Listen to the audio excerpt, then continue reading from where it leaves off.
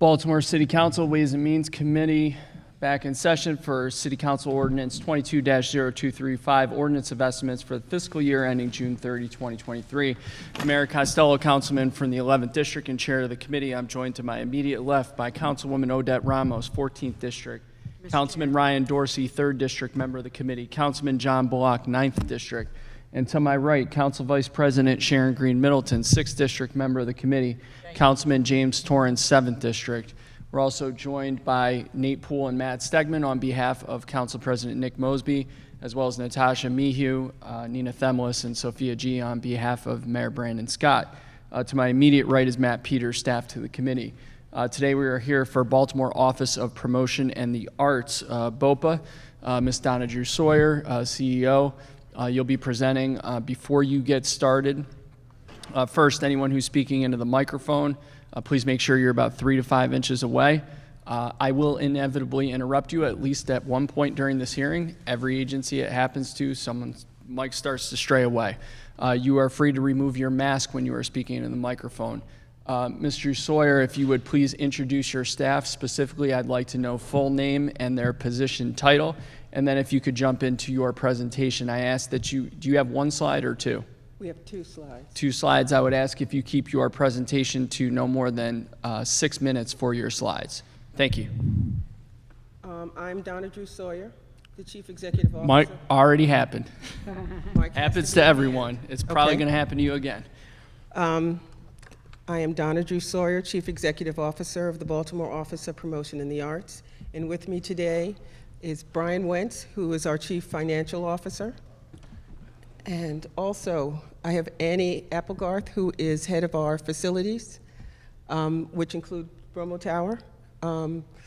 Debbie Dorsey, who is head of our film office. Jacqueline Downs, who is head of our Arts Council. And Tanya Miller-Hall, who is the Chief of Marketing and Events for the Baltimore Office of Promotion in the Arts.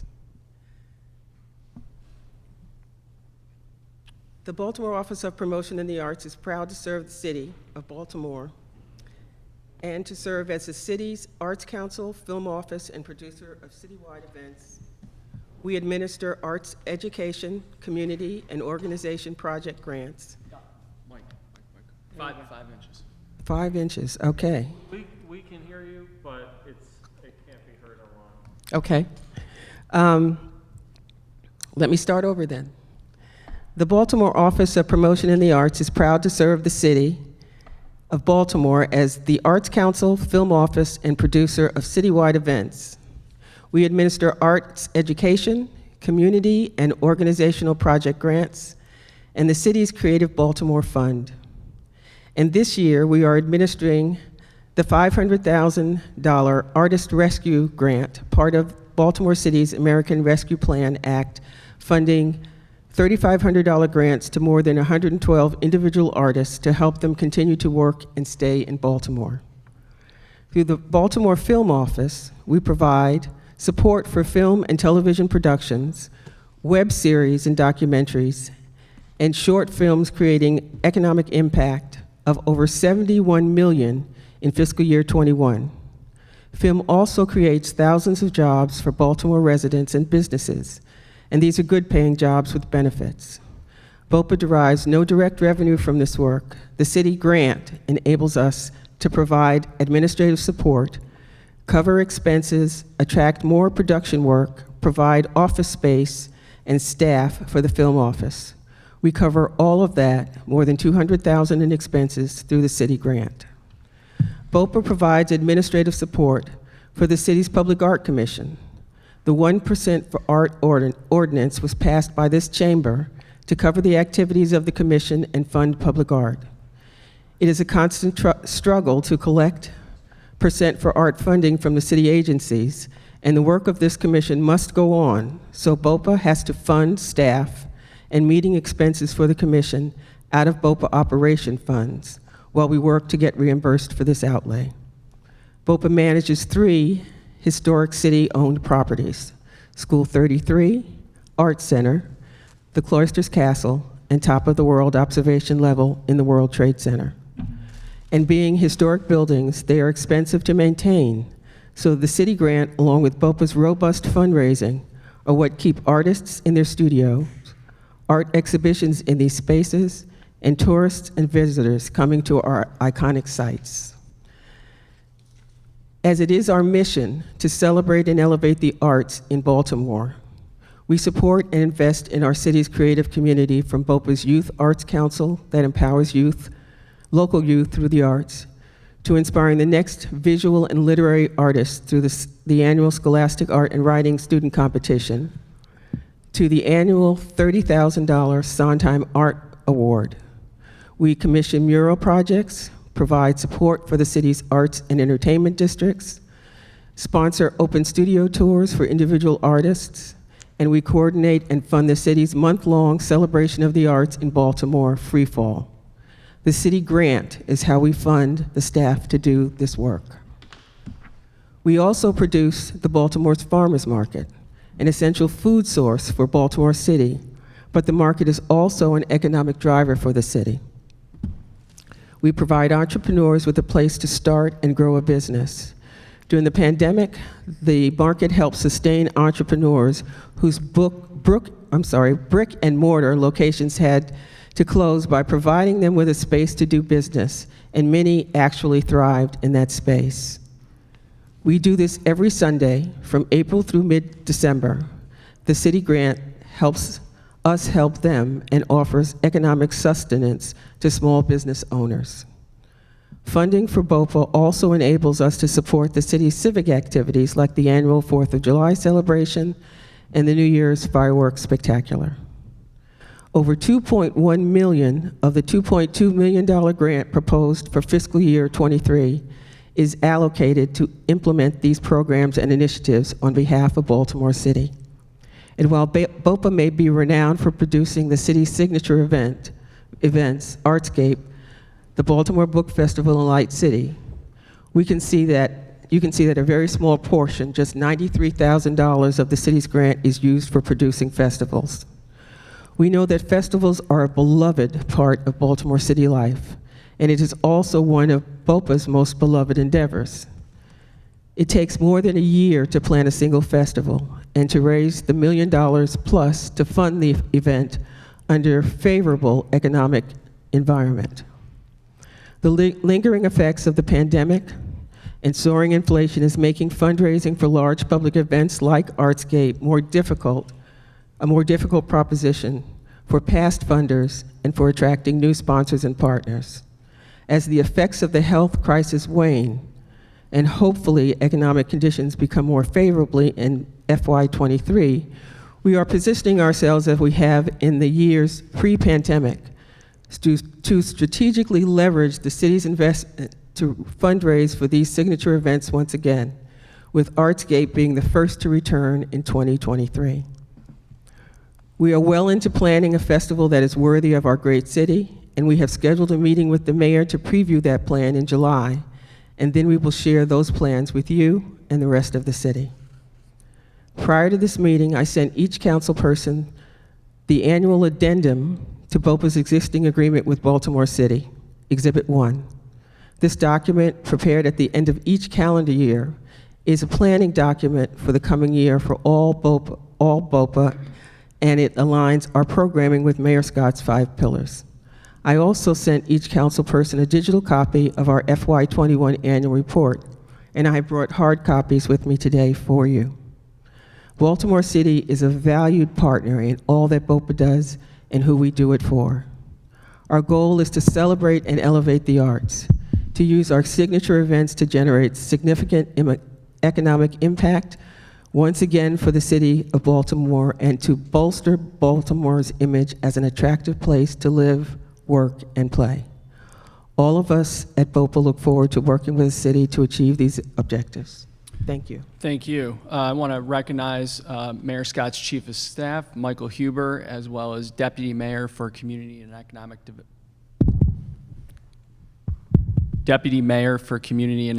Development, Ted Carter. Gentlemen, thank you for being here with us today. I think there was a typo in what you said. You mentioned that Artscape was coming back in 2023. I think you meant to say 2022? No, You 2023. 2023? The full Artscape will be back in 2023. Okay. Walk me through, so I have a Board of Estimates memo from August 20th, 2020, which is a 5-year agreement between the City of Baltimore and BOPA. And one of the line items in that agreement is to put on Artscape. Yes, And in return for putting on Artscape, the City of Baltimore agrees to appropriate a certain amount of funding to BOPA, correct? the funding is not specifically for Artscape, no.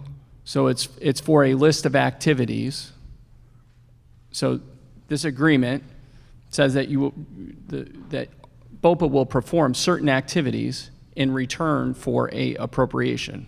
It also states that it is BOPA's responsibility to fundraise for specific activities, and other activities are funded with the grant from the city. Got it. So does any of the, and I, just for the sake of my colleagues, just because the language that BOPA would use is grant, which is appropriate, right, for your organization, we would refer to it as an appropriation. So I'm going to Okay. use those terms synonymously, knowing that they mean the same thing. So BOPA has obligations as a result of this MOU, and the consideration that BOPA receives is the appropriation from the City of Baltimore. One of those obligations is to put on Artscape, correct? As is within our ability to raise funds, yes.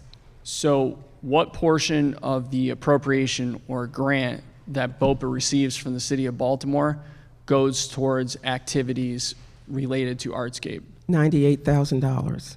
That's it? That's it. Out of 2.5 million? Can you help me understand why you need that $98,000 from the City of Baltimore? Why this organization needs that $98,000 from the City of Baltimore this year when it has no intention of putting on Artscape? We are in the process of building Artscape for 23, which, as I mentioned in my comment, is $1 million plus endeavor.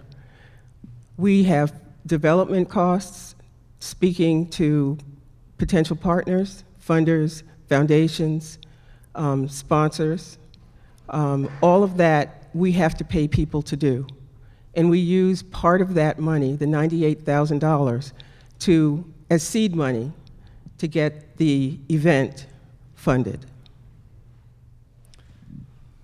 So again, you are inevitably going to come back to the City Council next year to justify your budget request for fiscal year '24, and you will inevitably use $98,000 of that approximately $2.5 million appropriation or grant toward Artscape for calendar year 2023.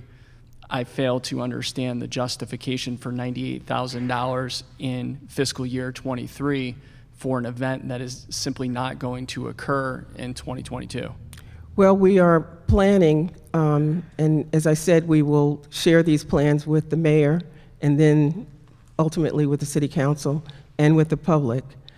What we are planning has to occur in this year in order to take place next year. So there are things like deposits, booking fees, rental fees, making sure that we have the personnel to not only perform the logistic work, but the actual work of doing the event. We are also planning in this year, in this fiscal year, to give we're calling it a preview of what we're going to be doing in '23. It is a very heavy lift to bring Artscape back to Baltimore City in the wake of a pandemic and in the midst of an inflationary upturn. So we are using the $98,000 to help us mitigate those headwinds so that we can, in fact, present an event that is worthy of this city next year. Many of our funders are very hesitant to come back into the market, but that doesn't mean we shouldn't be talking to them right now. So that is what we're doing. We're trying to get commitments that will enable us to move swiftly and smoothly into an Artscape in '23. Thank you. That's very helpful context. When was the decision made to not hold Artscape in 2022? We had planned at the beginning of the year, when we applied for ARPA funds from the city, to hold a 2022 Artscape. We knew it would be a very heavy lift to get outside money to come in and fund a large public event when things were still questionable health-wise and in financial communities. And as we talked to our sponsors going forward, starting in January, they were very hesitant to commit to anything in '22. So that's why we applied for the ARPA funds. Knowing that the city wanted Artscape to come back, we thought we could rely on those funds to be able to put on the event. That has not been forthcoming. It is now June, and we still have not received a response for our ARPA application for Artscape. So we knew that we could not mount the event in '22. Thank you for all of that context. Let me repeat my question, please. When did you make the decision to not hold Artscape in 2022? On what date? We made the decision in the month of April. The month of April. Thank you very much. I'm going to jump over to Councilman Torrance, and then I'm going to come back to this topic. Councilman Torrance. Thank you, Mr. Chair. Ms. Sayers, I just want to make sure for the public record, do you see BOPA as a quasi-government agency? Ms. Sayers, for the public record, do you see BOPA as a public quasi-agency? In the city's definition, yes, we are. In your definition, do you see BOPA as a quasi-city But we government can't define ourselves. The city has to give us our designation, and the city defines us as a quasi-agency. And that's according to your 2020 agreement, correct? I don't recall what the language says, but Yes. if it does, then yes. Perfect. My next question. Councilman Mike. In 2020, did you receive a PPP loan? In 2020, Did you receive a PPP loan? yes. And when you received that PPP loan, was it contingent that you do not make layoffs, correct? No. So, Ms. Sayers, can you help us understand why the office that was responsible for festivals, the majority of the staff was laid off? Because we could not produce festivals. But this was after staff received, according to the Baltimore Sun, promises that they would not be laid off. I don't know where that came from, but there It's were no... actually in the Baltimore Sun article Well, that you that doesn't quoted. make it a fact. It just makes it what they said. We did not make any commitments because we were in the same situation as many businesses throughout this city, throughout this country, and in the world. We were trying to figure it out as we went along. So, and when we Ms. realized that we could not cover the cost to have over $500,000 in salaries sitting, doing nothing, we had to make the very tough call of letting go of the festival staff. Okay. And my next question, can you provide us the context in which you had the high staff turnover post-2020? The high staff turnover relates, once again, to the festival staff, which was probably the longest serving staff on BOPA. We had to pivot during the pandemic. And what we did was use the funds that we got from the city and what funds we were able to raise, what grants we were able to put together to do work that needed to be done in the city. And that was, for example, putting together a fund to be able to fund artists so that they did not leave Baltimore and they could continue to do their work, to ensure that there were programs that gave technical support to our creative community, to continue to fund exhibitions so that we could give artists work. Many of the people, the focus for BOPA for many years had been festival focus. And when we pivoted to the art focus, that was not what some people wanted to do, which caused them to leave or us, unfortunately, to have to lay off staff. So that's what you were seeing. I'm going to say at least 60% of the staff was dedicated to doing festivals. Perfect. So here's my question. By your own admission, they were the most experienced staff at BOPA.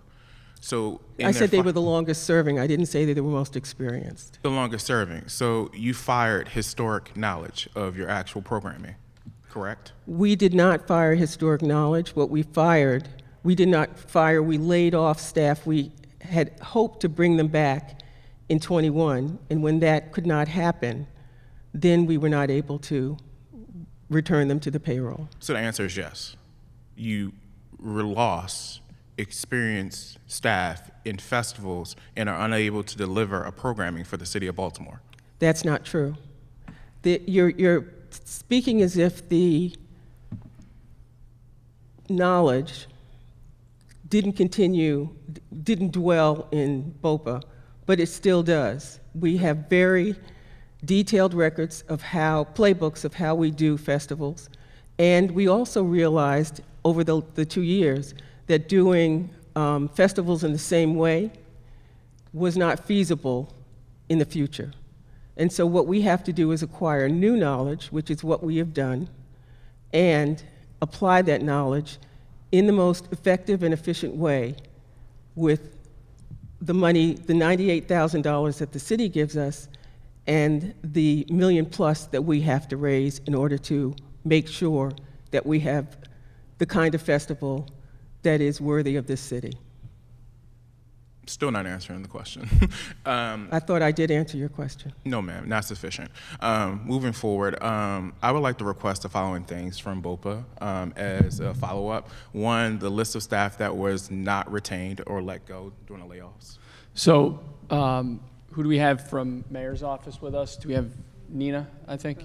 And Nate, we got you. All right, Councilman, go, say that a little slower, though. The list of staff that was laid off or resigned from BOPA in the years of experience in which offices? And we want full names and position titles and which subdivision or office within BOPA. Yes, and then accounting for BOPA's $98,000 between fiscal year 21 and 22 for actual Artscape as well. Could you repeat that question? Accounting of the $98,000 for each fiscal year of 21 and 22 of the amount of money that you spent towards the $98,000 for Artscape, one, as well as an accounting of the total cost of the $2.7 million that you were awarded in each year to make sure that we understand where those funds actually went to. Well, I actually have that with me if you would like it. I would like that to be furnished for the entire council as well. I have copies for the entire council. Yep. Hang on one second. Matt's going to come over to you and grab that. Thank you so much. Hang on one second, Councilman. Nina, did we capture all that? You good on your end? Nina, I can't see you because you're behind the lectern.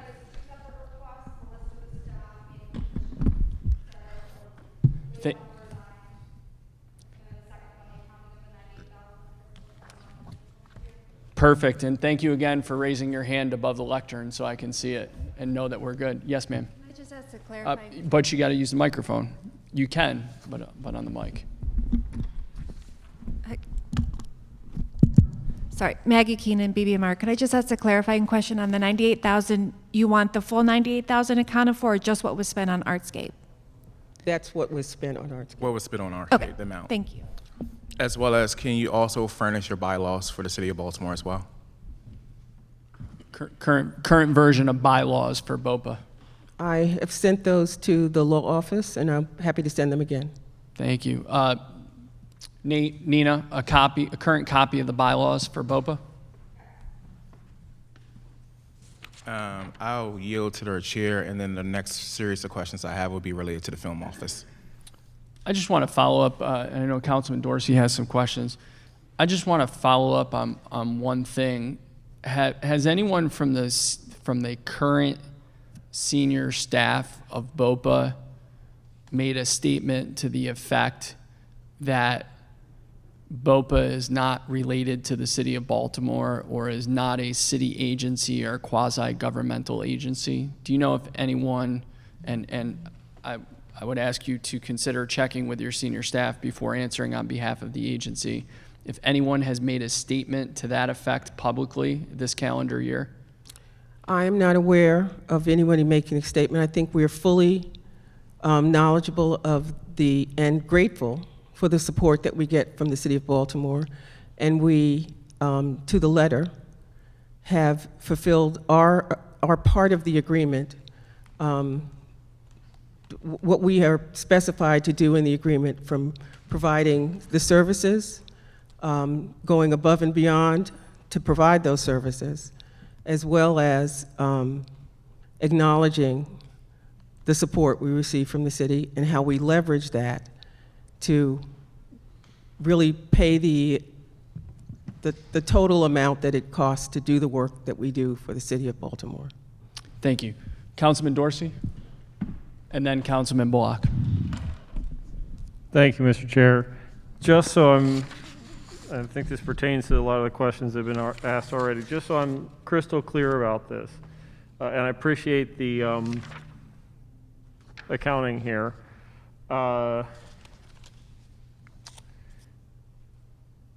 Beyond what I see on this page, which includes the Top of the World, School 33, the Cloisters, and other things, facilities administration, things like this, does BOPA, and aside from money that is raised, fundraising to put on events, or money that is passed through BOPA in the form of grants that BOPA administers, does BOPA have additional operating funds for salaries and personnel costs, facilities, rent, and things like that? Or is that stuff covered entirely by the city of Baltimore? I'd say the majority of it is covered by the city of Baltimore. If we do additional work, for example, fee for hire work, we take a 10% administrative fee. Okay, so there are additional things, but it's essentially on an ad hoc basis. Yes. Okay, so BOPA's primary mission is specifically to deliver things on behalf of the city of Baltimore. To work on behalf of the city of Baltimore, yes. That makes the whole question, I feel, about whether you're a quasi-governmental agency or an independent nonprofit, that settles that question. Well, and for us too, because we know where our loyalties lie. Okay. Absolutely. In January of 2021, BOPA put out an RFP for strategic planning. Date of issue, sorry, I had that wrong. May of 2021, May 21st, 2021. Deadline July 2nd, 2021, and there was like a deadline in between for we extended clarifying it. questions, Yes. whatever. What is the status of this? And this is an RFP to hire a consultant for strategic planning. I think the range was $35,000 to $50,000. What is the status of contracting a consultant? Well, this is BOPA's first strategic plan, and in its 40 years of existence, it's never had a strategic plan. So one of the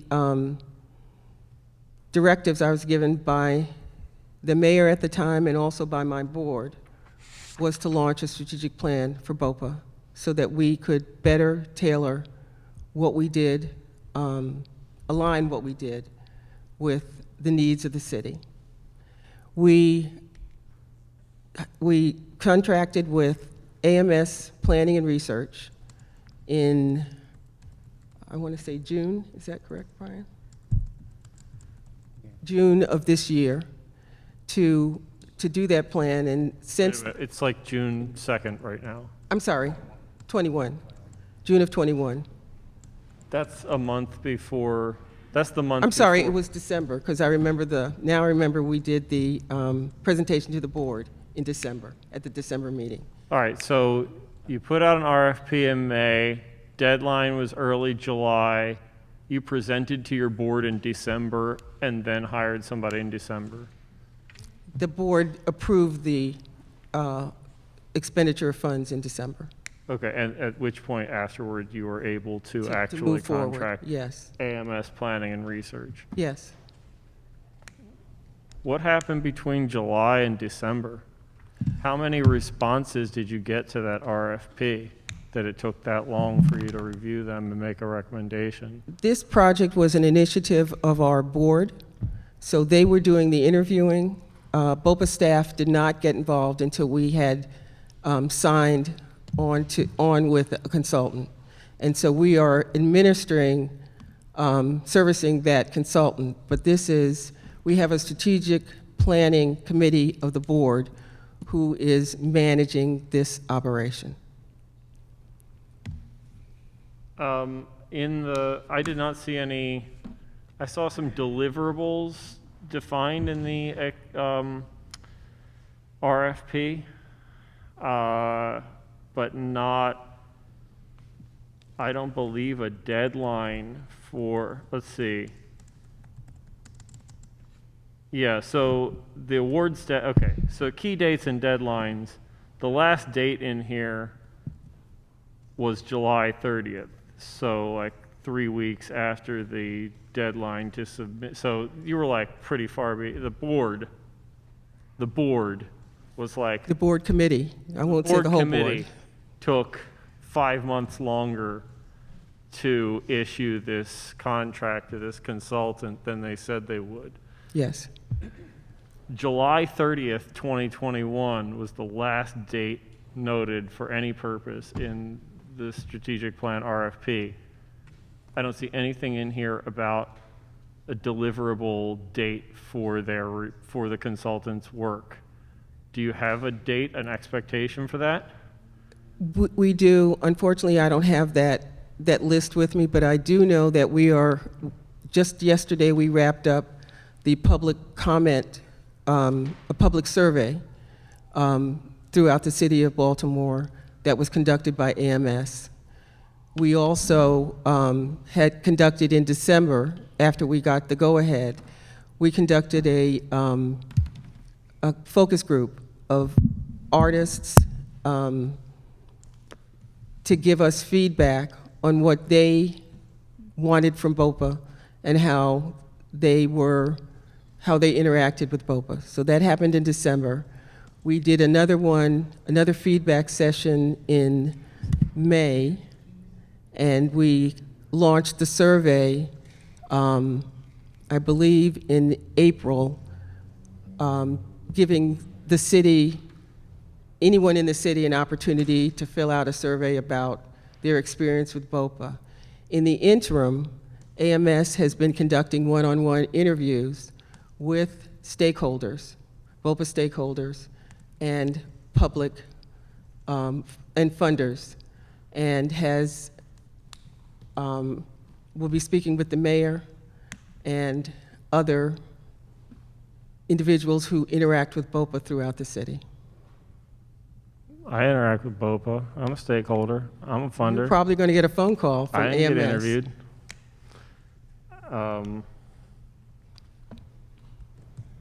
But the thing about the strategic plan, this is not something that the staff gets into the process of, because the purpose is to have a third party look at what we do and how we do it in the city without us interfering or any way coloring their responses.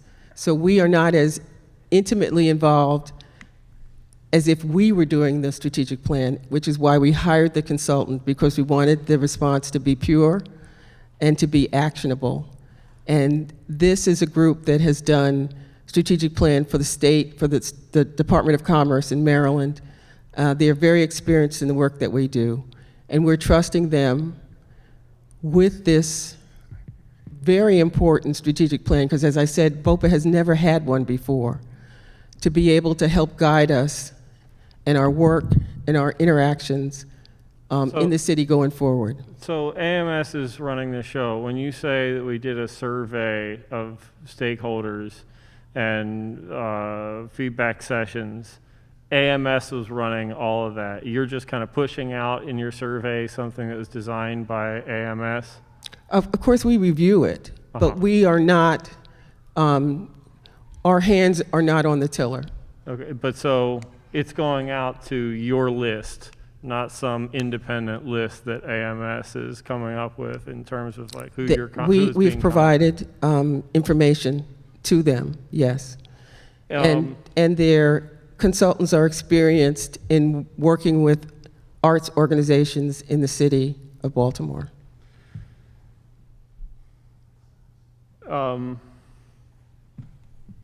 I may have some other questions about this. I'm concerned that how many feedback sessions have there been?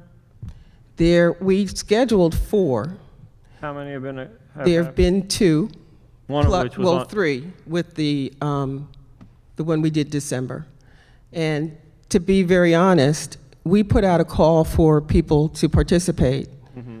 And for 2 of them, we only had about 50, we had less than 50 recipients for both of them. Mm-hmm. One, we had one response. So even though we marketed it and forwarded information to specific groups, we didn't always get the response that we wanted. So we collapsed some of those into one feedback session, and that turned out to be very robust and very helpful. Is that the one that occurred at the same time as the taxpayer night with the Board of Unfortunately, it did, yes. Okay. That's probably a bad decision, but I'm kind of shocked to hear that that was the, maybe I'm not shocked to hear that there wasn't robust. It was very well attended. I probably have some more questions about this. I'm going to let it go for the moment. But we do have some back and forth you and I had this morning. Sounds like Jackie has some preliminary responses to my follow-up questions that I sent you yesterday. Yeah, we just got them this morning, so I'm not going to say we're fully prepared to respond to all of them, but we can do our best. Okay, and these questions for my colleagues here, these questions pertain to the $500,000 for individual artist grants. I'm going to let this go for now, but Mr. Chair. We're gonna come back to you. Thank you. That's we're going round, cyclical. Councilman Bullock. Thank you, Mr. Chair, and good afternoon. So just follow up on an earlier question regarding the quasi status of BOPA. Approximately what percentage of your funds come from the city? 40%. So 40% of BOPA's budget comes from Baltimore City. And so you also mentioned that you do fundraising, so to make up the rest difference. of that. How do you go about fundraising? What kind of strategy do you use in terms of fundraising? What are the methods there? We have a development team, and our specific objective is to interest businesses that do business in the city, people that benefit from the work that we do, the work that the city does, and ask them to be part of our community by helping us fund the arts in our city. And we have great relationships with some of the major funders like T. Rowe Price, Kaiser, some of the others, because they recognize that the arts and the creative community is something that builds strength into the city of Baltimore and makes their business better business because of it. Thank you. And then one other follow-up, because you were talking about festivals before, and we talked about Artscape. One that I'm also particularly interested in, Book Festival. Have you thought about, in terms of the return, where that might be? Might you be open to different locations throughout the city, possibly on the west side, possibly some other places? Just a little selfish, but. Well, one of the things that we realize is that literature takes place everywhere. And what we would like to do is have a more distributed book festival so that we can partner with libraries, we can partner with City Lit, and we're exploring those opportunities now so that when Book Festival returns, it won't be a place, it'll be a series of events throughout the city for everyone in the city. To ask everyone to squeeze it into 3 days at the harbor, also knowing that we are going to be undergoing construction in that area probably over the next 3 to 5 years. We would like to ensure the viability of the book festival by spreading the literary wealth throughout the city. So yes, the west side is definitely an opportunity. That's encouraging, and I know Councilman Torrance may be happy about this suggestion. Might I suggest Coppin State as one of the potential areas? It's already again? on the list. All right, there we go. Thank you.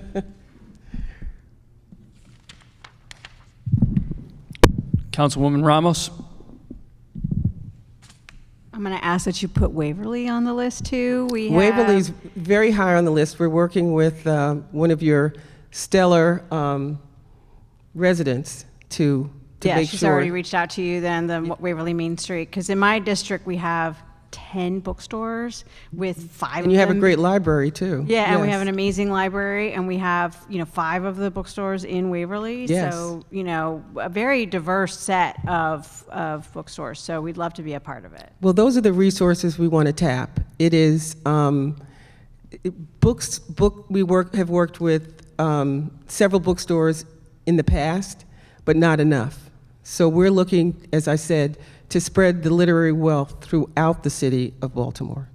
That's great. I think that'd be awesome for all of our communities. So thank you. I had another question about the Public Arts Council. The Public Arts Council recently did a report to deaccession 3 pieces of art from the Lake Clifton campus. We do have to move all that art because the campus will be demolished. Right. And so 5 of the pieces will be going, Morgan State University will be preserving them and moving them to their main campus and possibly back once the new campus is built.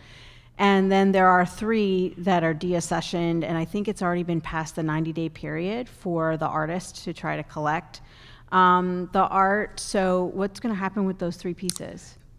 Let me first clarify the fact that BOPA is not the Public Art Commission. Correct. It is a city agency, and so we staff the Public Art Commission. We make no decisions. We simply implement whatever they ask us to do. So I cannot tell you what the commission is planning.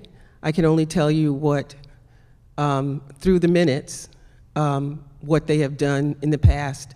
And we have another Public Art Commission meeting, I think it's next week.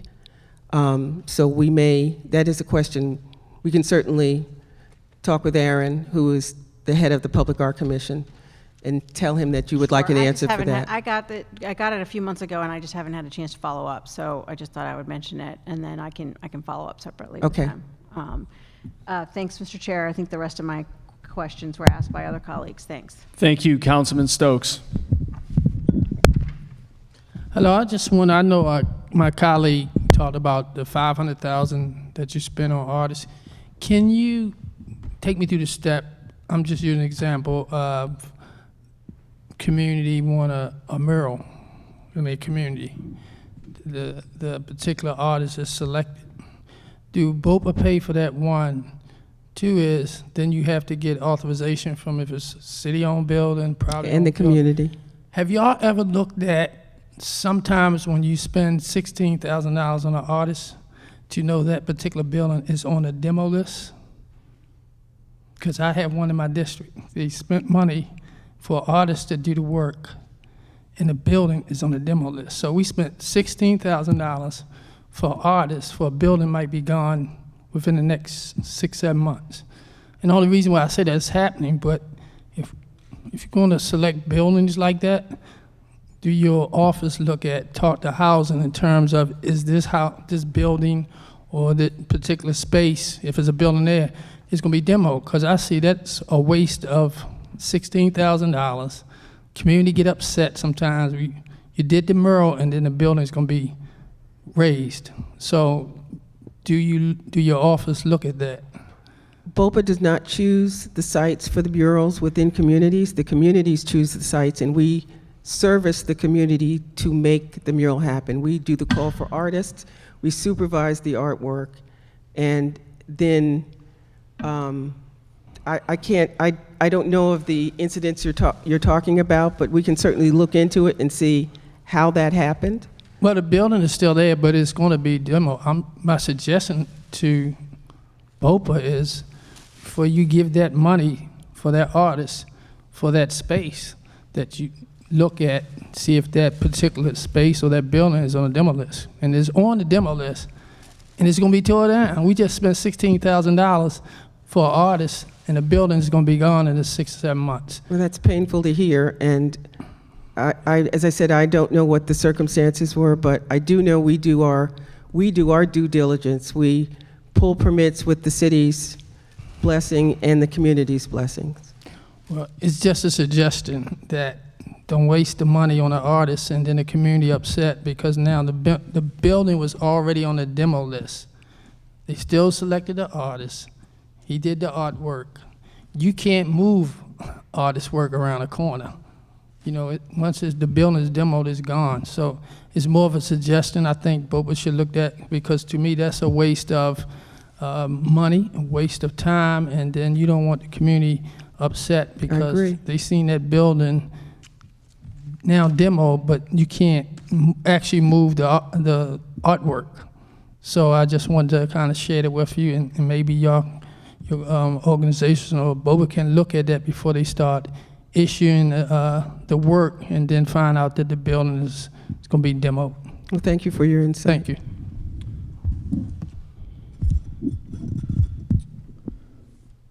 I have a question about Artscape. So is Artscape a Baltimore city government festival that BOPA has historically done on behalf of the mayor's office by contract? No. BOPA, Artscape began as a city initiative back in 1982. And the history of Artscape was that Micah, and I forget the other organization, came together to try to elevate that area of the city. It was an economic development opportunity to elevate that part of the city because the Meyerhoff Symphony Hall was being built and they wanted to draw attention. And Fred Lazarus in particular wanted that area cleaned up prior to the symphony opening, and to make sure that his campus remained viable and safe. And since that time, the wishes of that initial movement have come true.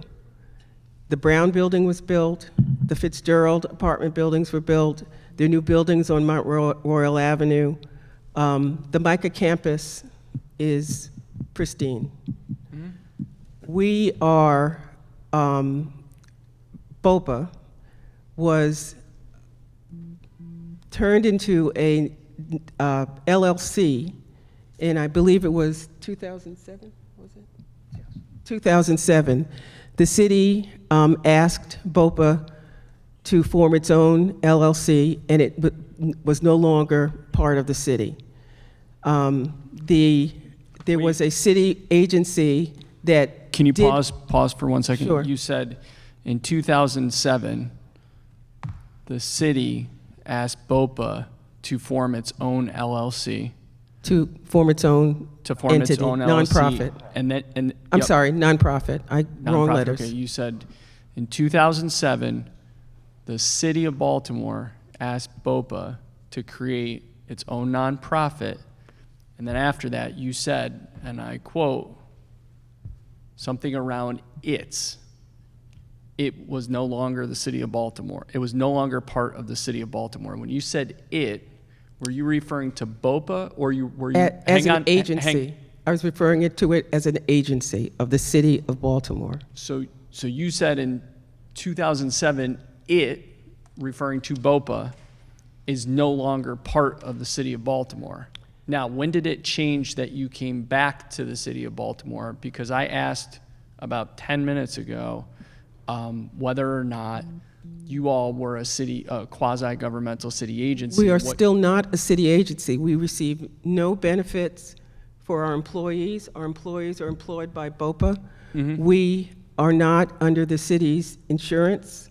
We have no benefits of employees of the city of Baltimore. I understand So that. we are not a city agency in that respect. Does your agency have a seat on the mayor of Baltimore's cabinet? I serve on the mayor's cabinet, yes. Okay. Very good. And So- similar to other organizations that function on behalf of the city, we do exactly the same thing, though we are not legally a city agency. Okay, let me get back to thank you for that response. That's helpful context. Let me get back to the original question. and I'm seeking a yes or no answer, and then please feel free to provide additional context if necessary. Is Artscape a Baltimore City government festival that BOPA has historically done on behalf of the mayor's office by contract? No. Okay, thank you. It's very helpful. And around the summer of 2018, BOPA had 2 external accounts, one with Brown Advisory totaling approximately $2 million in cash on hand, and another account with a separate investment firm totaling approximately $500,000 cash on hand. What is the current status of those 2 accounts? What were the dates you gave me? Summer of 2018. As far as I know, I've been CEO of BOPA since July of 2018. Summer. And as far as I know, we do not have a $500,000 account separate from the Brown account. And the Brown account was developed by the previous administration in order to pay for vacation and sick pay for long-term employees that had built up this vacation before the policy was changed. They were paid out of that account in order to be able to, for BOPA to be able to afford to pay out their long-term sick leave and vacation. Got it. That was established for that purpose. Very helpful context. So in summer of 2018, was there approximately $2 million in that account? I don't think it was $2 million. Do we have, are you the fiscal person? Yes. Okay.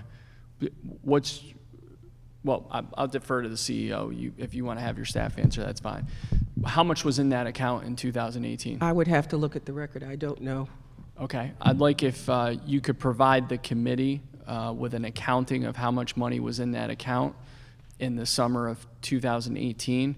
And why don't we just go with, I'd like to know the balance of that Brown Advisory account for July of 18, July of 19, July of 20, July of 21, and May of 22. If you could provide that information to the committee. You talked briefly before about challenges associated with fundraising for Artscape. Artscape is obviously an incredible event historically, very robust festival. Obviously, private fundraising goes into it.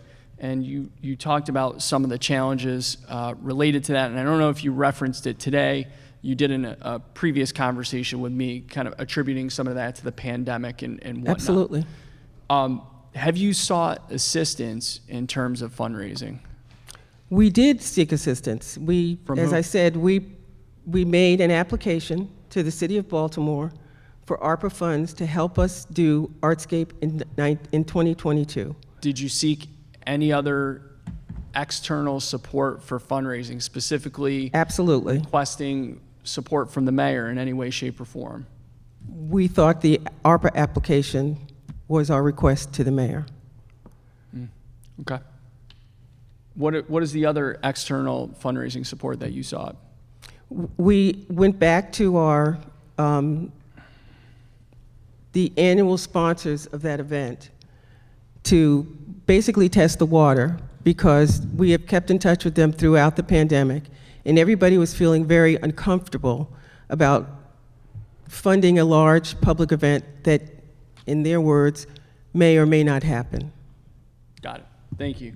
And before I get back over, I know Councilman Torrance has a few other questions. When I think about the institutional stakeholders, you mentioned Micah, incredible partner. As you know, all of this is in the 11th Council District that I represent. I think about the University of Baltimore, led by President and former Mayor Kurt Schmoke. I think about the Lyric. We have some incredible ed and cultural institutions We in do. the catchment area for where Artscape is supposed to be. My question is, what communications have you had with President Schmoke or Executive Director Schwartz at the Lyric to discuss your plans for Artscape. And specifically, I'd like to know the last time that you've had a conversation of substance with either of those two gentlemen. Within the last month. Within the last month? I had a long conversation with President Schmoke. We had a long conversation with Jonathan Schwartz. We spoke with Sherry Parks at MICA.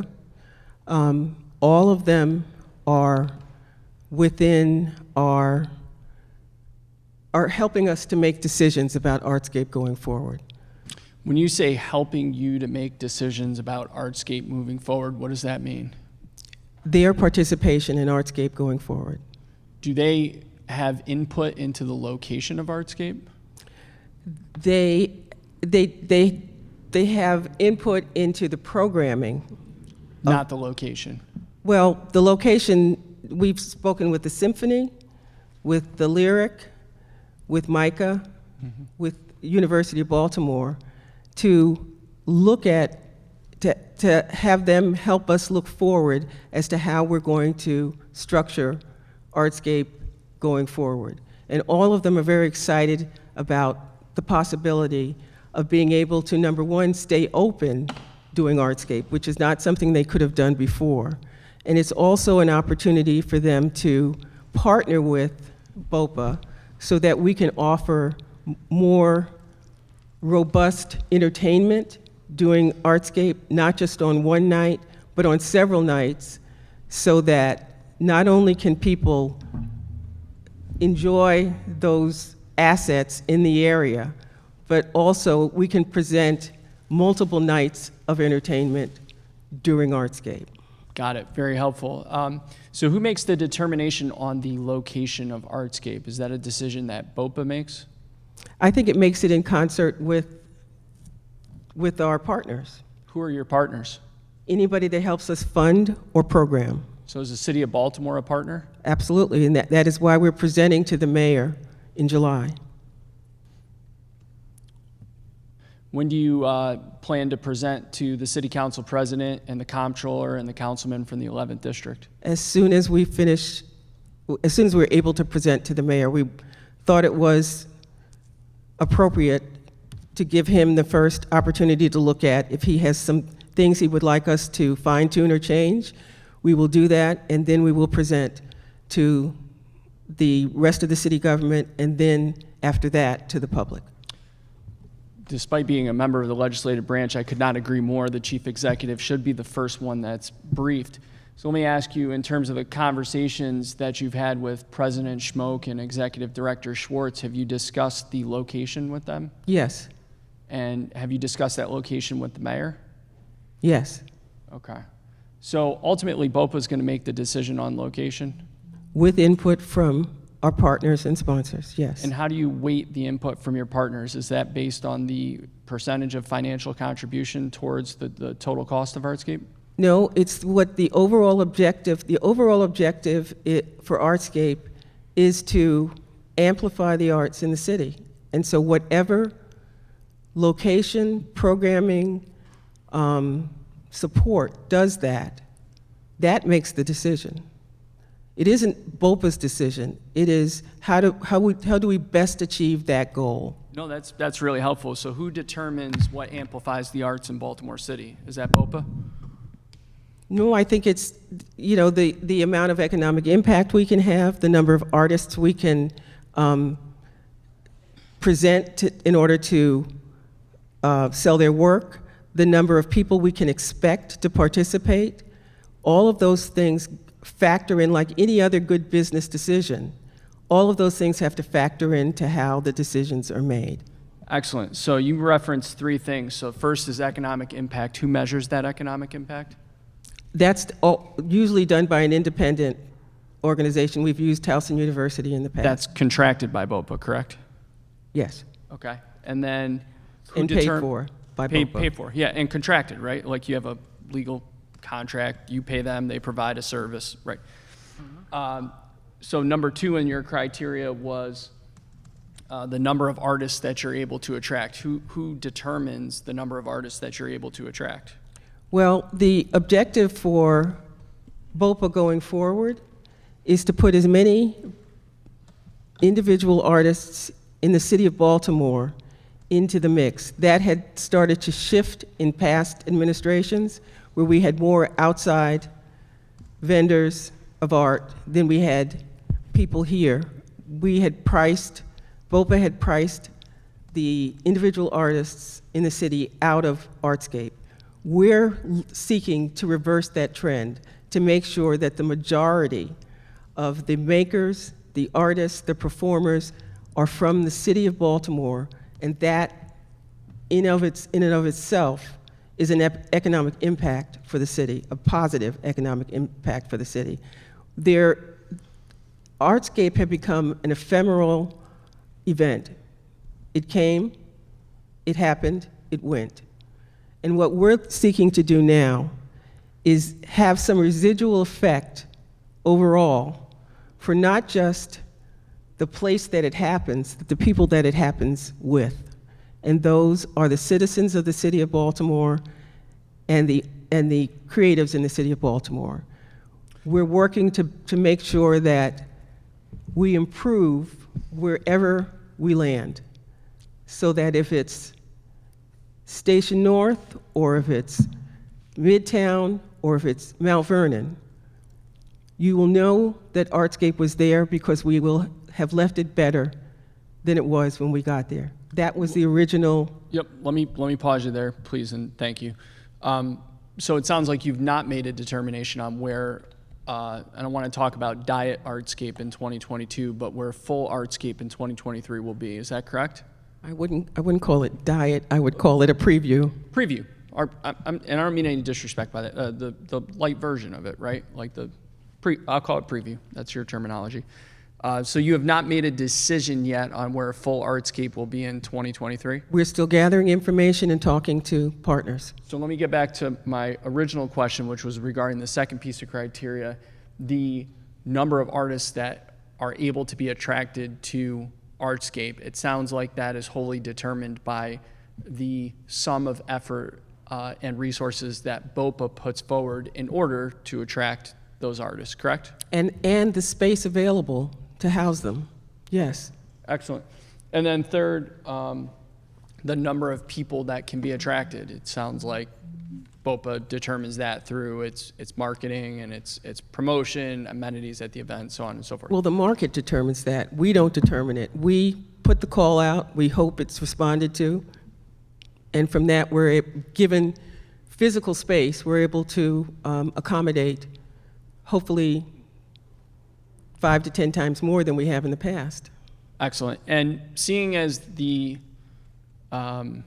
mayor and city council that corporation, or more specifically the city of Baltimore, is a partner by your own acknowledgement, I'm just curious who in the city of Baltimore you have discussed the previous significant capital investment that the city of Baltimore has made to the tune of $7 million in the catchment area where Artscape is, in which the design for that capital investment was delayed significantly. I only know because I represent the area and had constituents reach out to share their frustrations. Who in the city of Baltimore have you discussed with the impact of moving an event in which a $7 million capital investment was made in large part to help accommodate in its existing location? I'm not aware that during my tenure, I was even advised that that was happening. That may have happened with the previous administration, but it did not carry over into mine. The capital investment, I believe, if I'm not mistaken, preceded your tenure. I think so. So what I'm asking is, the city of Baltimore has made a significant capital investment, and when the city of Baltimore made said significant capital investment, it acted like a partner and took into consideration an event that's important to the city of Baltimore that is hosted by one of the city of Baltimore's partners. So the city of Baltimore treated BOPA like a partner. Absolutely. What I'm asking is, I'm trying to understand the reciprocity here of how and when and what and all that stuff, all those good details of how you're taking into consideration that significant capital investment and what it would mean to move the event from its current location, considering, again, I repeat, because $7 million is a lot of money. I only know because I've had my nose in a budget book all week. How are we taking into consideration that investment and the fact that we took into consideration BOPA when we made that investment? Well, I'm not sure who was part of, who at BOPA helped make that consideration, because one of the effects of some of the work that was done was to make it impossible for us to stage Artscape on Mount Royal Avenue. So that was a tragedy. And you keep referring to it as moving. We're not looking to move Artscape, we're looking to expand Artscape. So there will still be activities, we're planning that there will still be activities that take place throughout the initial footprint, but also expanding it to additional areas in the city that could benefit or will benefit from additional economic input that Artscape can provide. Thank you. Councilman Torrance? I'm going to be a gentleman and yield to the Vice President of the Council. Council Vice President Middleton? Thank you, Councilman Torrance. I'm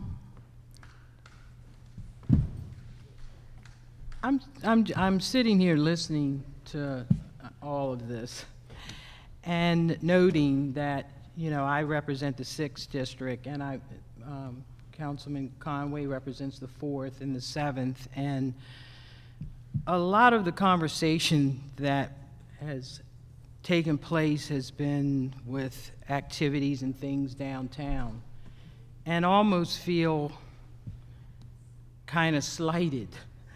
You know, I'm definitely a supporter of the arts in all forms, and here near the district that I represent, we have the Pimlico racetrack that's going through a massive renovation that's an opportunity for your office.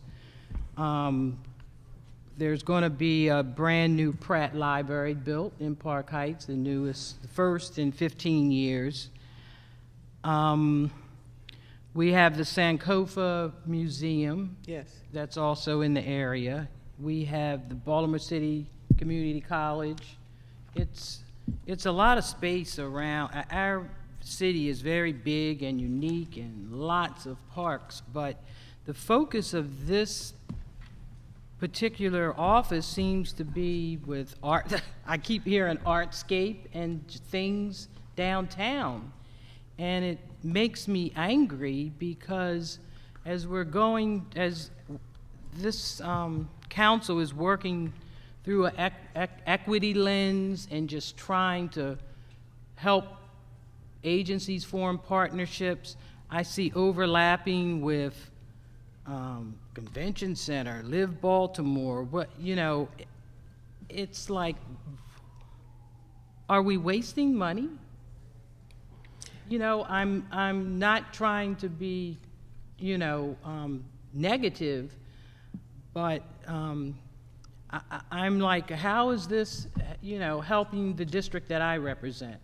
How are we going to get people involved where we have districts? You know, you have these small festivals, you're asking for ARPA money for help. It's like I'm even more confused from the dialogue that has taken place than I was before, and I don't really know much about your department because of, I guess, where our locations are. So, you know, I have questions, and I just, you know, I'll just kind of leave it there. You can comment, and then I'll pass it on to my colleague. Well, Vice Chair Middleton, we have the same concerns, which is why we are not laser focused on just Artscape. We are looking for opportunities through the work that we do to distribute the arts throughout the city of Baltimore. So our initiative to try to work with libraries and other organizations to spread the book festivals throughout the city is one attempt in that respect. Our goal with just this one festival, Artscape, that we seem to be focused on today, is to not only expand the footprint so that it encompasses areas it hasn't before, but to eventually start to relocate it to places like Arts and Entertainment District in the Pennsylvania Art and Entertainment District. As I said, the goal is to use the power of the arts to improve areas and then move on and continue to improve them. If we keep having the same event in the same place every time, we'll never be able to spread that wealth. So it may be that we expand the footprint in '23. It may be that we move to a different area in '24 or '25 and continue to spread that wealth throughout the city. The goal is to make the arts an economic engine for the city of Baltimore. We have a wealth of information, a wealth of talent in this city, all over this city, not just in one specific place, and we would love to take advantage of it. And if you look at areas in other cities like Detroit and Miami, that's what they've used, the arts, as an economic engine to power progress, redevelopment, investment in their cities. And BOPA sees that as a goal, and we will achieve that as we move forward. I hope next year when you come back, you'll be able to discuss some of those partnerships that you have. Well, the pandemic really put a big hole in the fabric that we were weaving. So we have to weave over that and move forward. I guess another quick area, Penn Station, since that's also going through a redevelopment, and you know, it's a segue between Absolutely. People traveling and you know, just. We were just talking today about how we could mount an exhibition in Penn Station. Mm-hmm. Thank you. Councilman Torrance. Thank you, Mr. Chair. I'm just going to belabor with a comment and leave questions for future. I'm going to belabor with comments, but leave it for questions and future dates.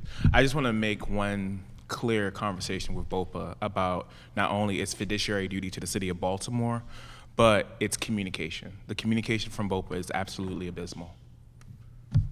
I love the idea of moving the festivals around the city, but having that conversation with the people who lever the funds to help you and making those decisions prior to us even knowing is irresponsible. We have not made decisions, and that I'm going to repeat that point again.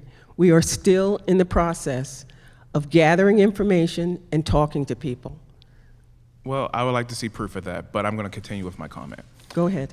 In relationship to this, I would like to see also information related to the film office, which is also, we've improved communication, but I felt like my other colleagues did not. And one of the questions I will have for a later date for you is, one, has your staff received trauma-informed care training? Because as we think about We Own the City, you brought that actual festival back into my district, and the people who lived those moments in 2015 were not appreciative of it. And I'm being frank. The trauma that people are collectively re-experiencing in this city should never happen. In addition to that, I also want to make sure that we have a follow-up with DOT about communicating road closures. In my district, several times, you have quote road closures with less than 24 hours notice for multiple days. That is irresponsible and inexplicably wrong, especially when we pay property taxes. You have been delegated duties in this contract, especially under line J, about Artscape and other festivals in the city, but have lacked the communication to tell us when they're going to happen. I understand the pandemic. However, you must communicate your contractual obligation to the citizens and city of Baltimore, and that includes the mayor and city council. Absolutely. And Thank you. bi-weekly, we provide a report to our liaison with the city of all of our activities, bi-weekly, called the Front Burner Report. And we send that to Ron Hubberfeld, who, Ron, who? Hubberfeld? Hubble? You mean Stubblefield? Stubblefield, I'm sorry. And we also send it to Ted Clark. So Ted we Clark? do, Carter? Carter, sorry. We do communicate on a regular basis with the city, and we, as I said, provide planning information through our Exhibit 1 on an annual basis, and we update, I just updated that in April, because that is a planning document, it is not a plan. So moving forward, and I think it's great that you're communicating with Deputy Mayor Carter and Mr. Stubblefield from his office. But last time I checked, the corporation is the mayor and city council. So the expectation moving forward is that those biweekly reports are going to be sent to the council president and the entire city council moving forward.